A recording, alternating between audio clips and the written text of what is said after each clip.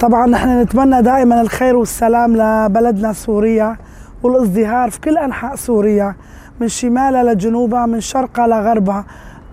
الاتفاق 10 آذار الموقع بين حكومة دمشق والإدارة الذاتية أعطى نتائج إيجابية بالجلسات الحوارية المنعقدة، واللي تم الاتفاق فيها على عدد بنود وتم التوقيع كمان عليها. على أرض الواقع العملية جاهزة للتنفيذ، بس أكيد يكون في عوائق وبعض الصعوبات، وطبعا يكون في تنازل من الطرفين لمصلحة سوريا، يعني سوريا الأم، سوريا الوطن، يعني كلياتنا يعني نحب وطننا، ما في حدا يزايد على حدا من كل مكوناتنا، سواء كنا عرب ولا أكراد ولا سريان ولا أشوريين ولا أرمن ولا تشركز ولا من أي طائفة كنا إسلام أو مسيحية يزيدية، إيش ما كان ديننا، يعني ومن كل المكونات في كل مناطق سوريا. فنحن نشوف إنه شوية التنازلات إنه لازم تتم، وحتى لو كنت في عوائق لازم يتم التخلص منها، ولازم يعني إنه الوصول لنقطة الحل وتطبيق هذا الاتفاق بكل نقاطه، اللي هي راح تكون أكيد لفائدة سوريا. طبعا سواء كانت لا مركزية سياسية أو لا مركزية إدارية، شكل الحكم اللي يكون الدستور اللي راح يتوافق عليه كل مناطق وشعوب سوريا بشكل عام، فهو يكون لخير السوريين أكيد. وأكيد راح يكون في استفتاء على هالدستور، والشعب السوري كله راح يشارك بهالاستفتاء.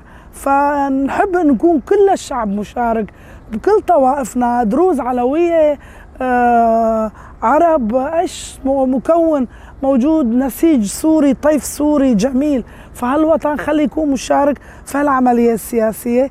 نتمنى هذا الشيء، أكثر شيء هو مطلبنا، انه السوري نحن ما بدنا الغرباء هن يقرروا عنا، نحن بدنا الشعب السوري هو يقرر عن الشعب السوري. بالنسبة للانتهاكات اللي عم تصير، أكيد يعني ما من السوريين عم تصير، في ناس عندهم مغرضة وعندهم أفكار إنه يشوهوا صور أي اتفاقية عم تصير في سوريا لمصلحة السوريين، عم يريدوا يخربوا عليها، عم يريدوا يدمروها، عم يريدوا ما يكون في سلام لمصلحة كتير أطراف إقليمية كانت أو دولية، بغض النظر. ما بعرف، يعني السياسة ما لها وجه، يعني هي لها وجهين لعملة وحدة، يعني هيك بدنا نقيم الموقف. بقى هلا يعني ضمن بنود الاتفاق كان انه سريكانية راس العين تسترجع، أمياء علوك ترجع لحضن سوريا، راس العين ترجع لحضن سوريا، حتى يعني عفرين، مناطق عفرين، العفرينيين يرجعوا لأراضين، لزيتون، لمزارع، أي في مكان محتل يعني خارج الحدود السورية يكون ضمن الحضن السوري. يعني هذا كان ضمن الاتفاقيات. إذا ما وصلنا بعد سنة لسه ما تحقق هذا الشيء، معناتها في ناس مخربة عم تحاول تخرب وما عم تحاول توصل السوريين يطبقوا هذا الاتفاق على أرض الواقع. طبعا نحن ما بدنا نسمع للأصوات الغريبة، رح نستمر نحن السوريين كفكر سوري واحد، كشعب سوري واحد بشتى أطيافه، طبعا إنه تحت خيمة سورية واحدة ينعقد مؤتمر وطني واحد، يتخذوا قرارات وينفذوا القرارات، وهالاتفاقيات كلها تكون على أمر الواقع، وما بدنا المغرضين يكونوا بيناتنا. طبعا المرأة تلعب دور كتير كبير. المرأة هي إذا ما قلنا نص المجتمع، ما بدي أقول نص المجتمع، هي المجتمع كله، هي الأم والأخت والزوجة والبنت، وهي صاحبة القرارات، وهي اللي في مجلس تشريعي، في مجلس الشعوب، مجلس الشعب.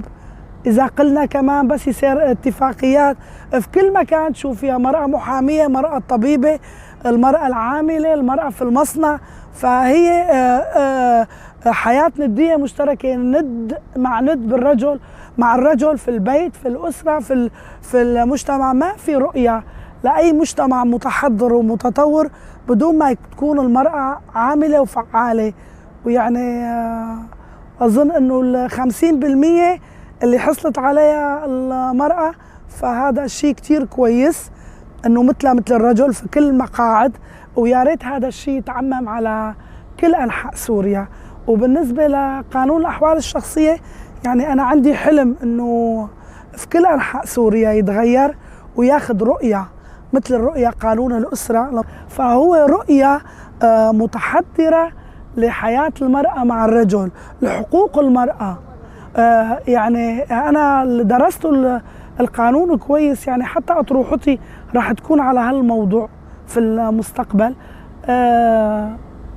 يعني هالقانون ياخذ رؤية عالمية لحماية دولية لحماية حقوق المرأة من القوانين والاتفاقيات العالمية، قانون سيداو، اتفاقية اسطنبول، قرار 125، قرارات كثيرة تحمي حقوق المرأة ضد العنصرية والتمييز، حقها في العمل، حقها في المشاركة.